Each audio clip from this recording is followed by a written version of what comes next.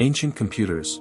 The machine that shouldn't exist. In 1901, a team of sponge divers stumbled upon a shipwreck off the coast of a tiny Greek island. Amidst the bronze statues and amphorae, they pulled up something no one could explain. A lump of corroded metal, the size of a shoebox.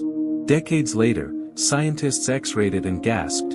Inside was a mechanism of such stunning complexity, it shouldn't have existed. Not in 100 BC. Not in ancient Greece. Not in that era at all. It had gears, dials, rotating hands. It could predict eclipses. Some call it the world's first computer. But how is that possible? How did a civilization, 2,000 years before the mechanical clock, build a device that rivaled the precision of 18th century watchmaking? And even more bizarre, why did it vanish from history, never seen again? The year was 1901. Off the coast of the Greek island Antikythera, divers searching for sponges discovered a Roman-era shipwreck. And with it, a treasure trove of ancient artifacts, statues, pottery, coins. But among them was something far stranger, a lump of metal encrusted with centuries of marine growth. It was dismissed at first, tossed into a storage box at the National Archaeological Museum in Athens. It wasn't until 1902 that archaeologist Valerio Staes noticed gears embedded in the rusted mass. But no one took the claim seriously.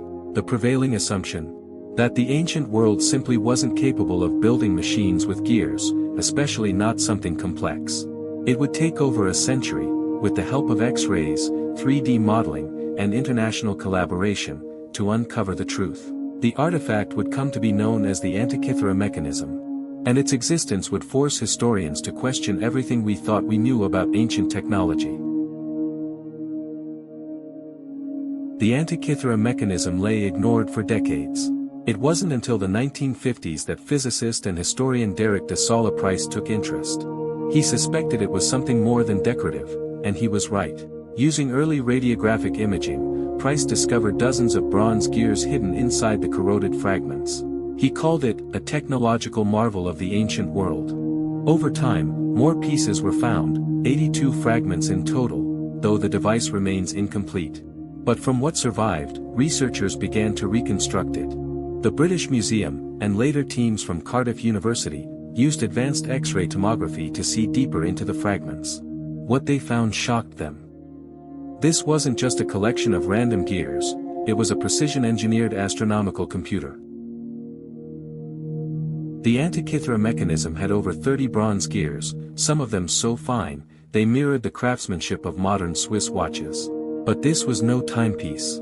It was an astronomical calculator. Using a hand crank, the user could simulate the motion of the sun and moon, even predict lunar and solar eclipses using a 223-month cycle known as the Saros cycle, a concept understood by Babylonian astronomers but not known to have been mechanized like this. The device had front and back dials, displaying the Metonic cycle, a 19-year cycle aligning lunar months with solar years. The Callipic cycle, a 76-year refinement of the Metonic cycle. An eclipse prediction dial, complete with inscriptions describing the color and direction of the eclipse. A pointer that traced the position of the sun through the zodiac. One inscription described Venus and Mercury, suggesting the possibility that it could track planetary movements. And all of this, in a wooden box not much bigger than a briefcase. Here's where the story turns. This device wasn't supposed to exist. Until the mechanism's discovery, historians believed gear-based technology, especially of this complexity, only emerged in the 14th century, in medieval Europe. Even the famous Greek engineer Hero of Alexandria, known for steam-powered toys and automata, never hinted at anything like this. The closest known mechanical equivalent, the clockwork astrolabes and auroras, came nearly 1,400 years later. So how could ancient Greeks, long before the industrial age, produce such engineering? And why is there no record of any other device like it? Some researchers believe the Antikythera mechanism was based on lost knowledge from the school of Archimedes, the famed mathematician and inventor from Syracuse. He died in 212 BC, a century before the mechanism's estimated construction. Could it be that ancient Greece had reached the brink of a technological revolution, only for it to be lost to time? The craftsmanship suggests the device wasn't a prototype, it was expertly made. Engravings and inscriptions show signs of professional artisanship. It wasn't cobbled together. It was manufactured with intent. Inscriptions also show it was likely built in Rhodes, home to the Stoic philosopher Posidonius, known for his interest in astronomy and mechanics. Some even speculate Hipparchus, one of the greatest astronomers of antiquity, may have been involved. The accuracy of the lunar model matches Hipparchus's theory of the moon's elliptical orbit, centuries before Kepler.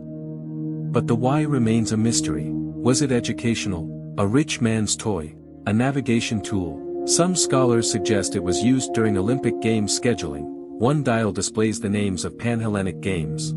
Others say it had religious importance, aligning rituals with celestial events. Still, with only one mechanism ever found, the purpose remains speculative. But here's where things get murky. Despite the astonishing evidence, not everyone agrees on the mechanism's significance. Some scholars caution against modern bias, suggesting we might be projecting contemporary ideas onto an ancient object. Was it really a computer, or simply an elaborate calendar? Others point to a lack of documented technological lineage. There's no evidence of similar gear-based devices before or after it, which raises a chilling possibility. What if this wasn't part of a broader technological era, but the last flicker of a forgotten genius? A lost technology, killed by war, empire collapse, or the rise of different priorities? Even more unsettling, what else might have existed, that we simply haven't found? Imagine if the mechanism hadn't survived, would we even believe such knowledge ever existed?